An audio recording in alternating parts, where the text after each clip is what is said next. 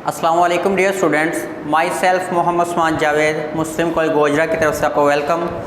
Students, हमने previous lecture में discussion की थी 3.4 के क्वेश्चन नंबर 1 और 2 पे, ठीक है। और आपको बताया गया था जो क्वेश्चन नंबर 3 है या 5 है, 9, 10 वो हम बाद में करेंगे जब हमारी रेगुलर क्लासेस स्टार्ट हो जाएंगे इंशाल्लाह, ठीक है। तो आज की जो हमारी डिस्कशन होगी वो इसी एक्सरसाइज के कुछ क्वेश्चंस पे होगी, ठीक है। जैसे क्वेश्चन नंबर यहाँ पे 4 लिखा है, ये 7 है, ठीक है, 8 है। ये क्वेश्चन आज हम लोग डिस्कस करने वाले हैं। मोस्ट इंपॉर्टेंट क्वेश्चंस हैं, बोर्ड का पास पेपर्स देखेंगे, उन पास पेपर्स में भी ये पूछे गए हैं, ठीक है। तो चलिए इसको स्टार्ट करते हैं। इन क्वेश्चन में ना सबसे पहले आपको एक छोटा सा नोट याद रखना पड़ेगा। ये नोट मोस्ट इंपॉर्टेंट है, आपने पहले भी पढ़ा है, कुछ क्वेश्चन सोल्व किए होंगे जिसमें आपने एक बात पढ़ी होगी कि अगर आप ए बी का ट्रांसपोज लें तो किसके बराबर होता है, बी ट्रांसपोज और ए ट्रांसपोज। इसको ए ट्रांसपोज बी ट्रांसपोज नहीं लिखना, ये गलत हो जाएगा आपके पास, ठीक है। तरतीब क्या होती है इसमें, बी ने पहले आना है और ए ने बाद में। हाँ, अगर दरमियान में प्लस या माइनस हो फिर तरतीब जो है वही रहेगी, ठीक है। फिर तरतीब को चेंज नहीं करना। अगर दरमियान में मल्टीप्लिकेशन हो फिर तरतीब क्या हो जाएगी, चेंज। इसी तरह अगर इन्वर्स पे हमने एक प्रॉपर्टी पढ़ी थी, ए बी का इन्वर्स किसके बराबर होता है, बी इन्वर्स ए इन्वर्स के।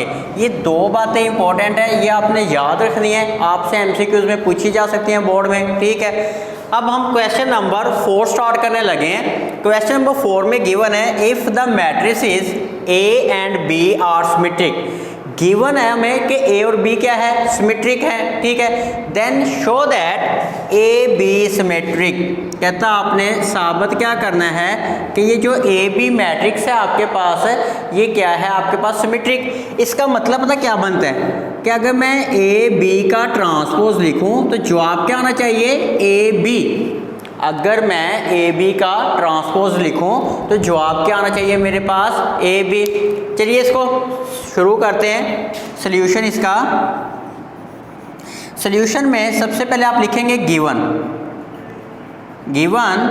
ए and B are symmetric. Given में पहले आप क्या लिखेंगे, ए और बी क्या है आपके पास, सिमेट्रिक है। सिमेट्रिक का मतलब क्या होगा कि अगर ए का ट्रांसपोज लें तो ए आ जाएगा आपके पास, बी का ट्रांसपोज लेंगे तो क्या आ जाएगा, बी। ये चीज़ हम लोगों ने पहले भी पढ़ी थी प्रीवियस लेक्चर में कि अगर जो सिमेट्रिक है वो क्या होगा, ए का ट्रांसपोज ए के बराबर या बी का ट्रांसपोज बी के बराबर। और यहाँ पे एक और चीज़ गिवन है, A B equal to B A B किसके बराबर है, बी ए के। एक तो ये चीज़ गिवन है, ठीक है। अब हम इसको देखते हैं नेक्स्ट कि हमने साबित क्या करना है, A B is symmetric now, ठीक है। हमें पता है कि अगर हम ए बी का ट्रांसपोज लिखें, ये फर्स्ट वाला नोट यूज़ करने लगा हूँ, तो ए बी का ट्रांसपोज अगर मैं लिखूंगा तो क्या लिखा जाएगा, बी ट्रांसपोज, साथ क्या लिखा जाएगा, A transpose, B transpose and A transpose. अब एक बात गौर से सुनिएगा सिंपल सी कि बी ट्रांसपोज किसके बराबर है, बी के। हमें पता है बी का ट्रांसपोज बी के बराबर है और ए का ट्रांसपोज ए के बराबर, क्योंकि ये गिवन है। आप यहाँ पे रीज़न लिख सकते हैं कि ए का ट्रांसपोज तो ए के बराबर है और बी का ट्रांसपोज है बी के बराबर है, तो इसीलिए हमने बी के ट्रांसपोज की जगह बी लिख दिया, ए के ट्रांसपोज की जगह क्या लिख दिया हम लोगों ने, ए लिख दिया, ठीक है। ये हमारे पास आ गया। अब हम क्या करेंगे नेक्स्ट, अब हमें ये भी गिवन है कि बी ए किसके बराबर है, ए बी के। हम यहाँ पे रीज़न लिख सकते हैं कि रीज़न क्या बनेगी, B A equal to A B. तो यहाँ पे हमारे पास क्या आ गया, A B transpose equal to A B. तो हमने कहा था अगर ए बी का ट्रांसपोज ए बी के बराबर आ जाए, इसका मतलब ए बी क्या हो जाएगा, symmetric. This implies that A B is symmetric. यहाँ तक ये आपका क्वेश्चन प्रूव हो जाएगा।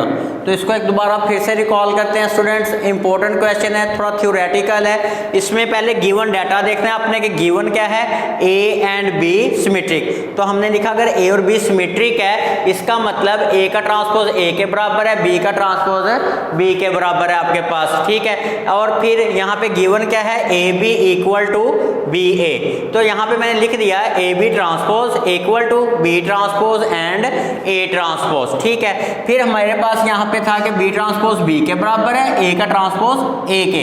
फिर मेरे पास गिवन क्या है, बी ए किसके बराबर है, ए बी। और अगर ए बी का ट्रांसपोज लो फिर ए बी आ गया, इसका मतलब ए बी क्या बन जाएगा, सिमेट्रिक। नेक्स्ट है क्वेश्चन नंबर 7। अब क्वेश्चन नंबर 7 को गौर से सुनिएगा।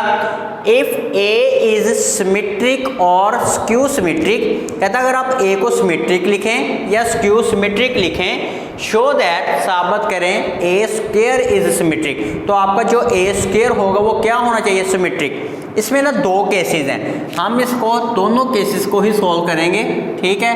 ऐसे दरमियान में लाइन लगा लें ताकि आपको इजी समझ आ जाए। सोल्यूशन लिखते हैं, ए इज सिमेट्रिक, उसने हमें कहा ए सिमेट्रिक होना चाहिए या skew symmetric. A is skew symmetric, अगर ए सिमेट्रिक है या स्क्यू सिमेट्रिक है, इसके हमने दो केस बना लेंगे, ठीक है। अब सिमेट्रिक क्या होता है, जिसमें ट्रांसपोज लें तो उसी चीज़ के बराबर आ जाए, ए का ट्रांसपोज ए के बराबर। और स्क्यू सिमेट्रिक क्या होगा, जिसमें ए का ट्रांसपोज बराबर आएगा माइनस ए के, जिसमें ए का ट्रांसपोज किसके बराबर आ जाएगा, माइनस ए के। अब हम क्या करेंगे स्टूडेंट्स के, यहाँ पे हमने साबित करना है कि ए स्क्वायर क्या है, सिमेट्रिक। अब ए स्क्वायर सिमेट्रिक है तो नाउ हम लिखेंगे जो ए स्क्वायर है उसको हम लिख सकते हैं ए इंटू ए। हम ए स्क्वायर को क्या लिखेंगे, ए इंटू ए, ठीक है। अब हम क्या करेंगे, टेकिंग ट्रांसपोज, टेकिंग ट्रांसपोज।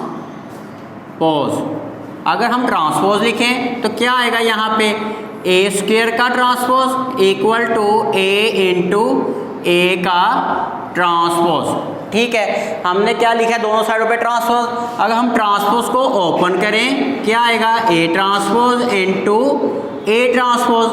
हमने ट्रांसपोज को ओपन कर दिया तो हमने कहा था कि मल्टीप्लाई हो रहे होंगे, ट्रांसपोज पहले इसका फिर इस चीज़ का आ जाएगा।